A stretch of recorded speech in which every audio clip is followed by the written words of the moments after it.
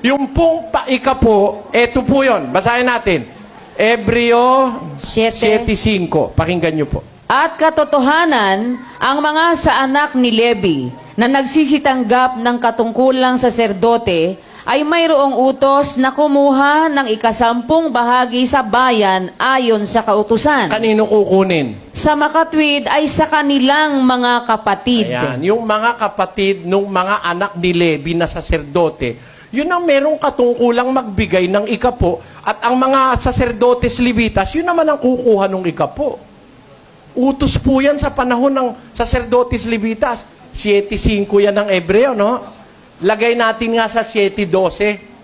Sapagkat nang palitan ang pagkasaserdote, ay kinailangang palitan naman ang kautusan. Tingnan nyo. Nung palitan na yung saserdotes Levitas, pinalitan pati kautusan. Kaya nawala yung ikapo eh. Anong kapalit? 9:7 na 2 Korinto. Magbigay ang bawat isa ayon sa ipinasya ng kanyang puso. Huwag mabigat sa loob. Hindi ikapo yan. Ang magpapasya, puso mo eh. Kung gusto mo nga, magbigay ng 5 lang, pwede eh. O kung maaati mo naman na magbigay ka ng 5, pwede. Kung wala ka talaga eh. O halimbawa naman, gusto mo naman magbigay ng 20, pwede rin. Hindi naman kita pinipil, hindi naman kita niloloko, puso mo nagpasya eh. Yun ang panahong Kristiyano. Ito ang batas. Magbibigay ayon sa pasya ng kanyang puso. Huwag mabigat sa loob o dahil sa pinipilit, sapagkat iniibig ng Diyos ang nagbibigay ng masaya. Yun po ang batas ngayon. Pinalitan na yung ikapo. Kaya ngayon nagsisiksik ang mga pastor ng born again sa ikapo, malakas kasing pagkakitaan yan. Sure ano yan eh. Sure money yan.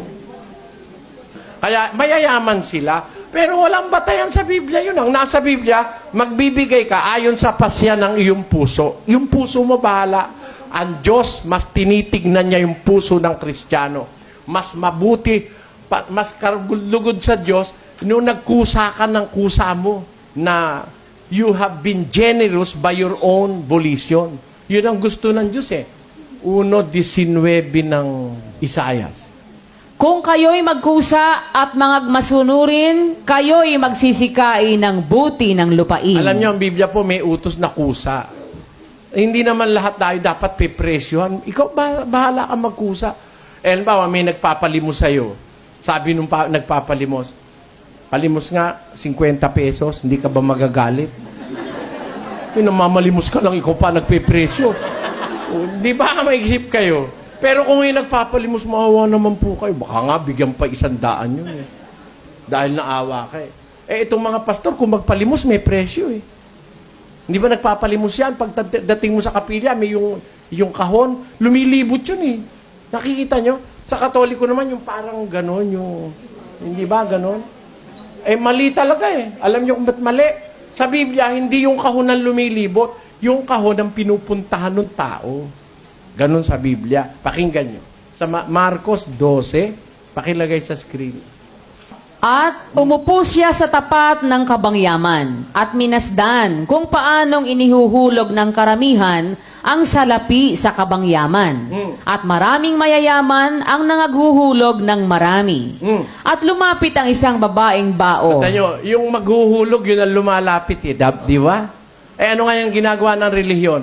Yung kahon ang lumalapit para wag kang makaiwas, tatapat. Pag hindi ka nagbigay, tatagalan sa harap mo yung kahon. Di ba? Ganon yun. Mali po yun. Dapat, ikaw ang lalapit sa kahon. Ganon. At yung bisita, hindi kasali yun. Kasi po, hindi pa naman kapatid, hindi pa naman mananampalataya. Bakit mo hihingan? Sabi ni Kristo, yung hindi sumasampalataya pa, yung hindi pa nakakaunawa ng buo doon sa gampanin ng grupong sa Diyos, hindi dapat hihingan. Hindi ka kukuhanan kahit ano. Nakasulat po sa Biblia.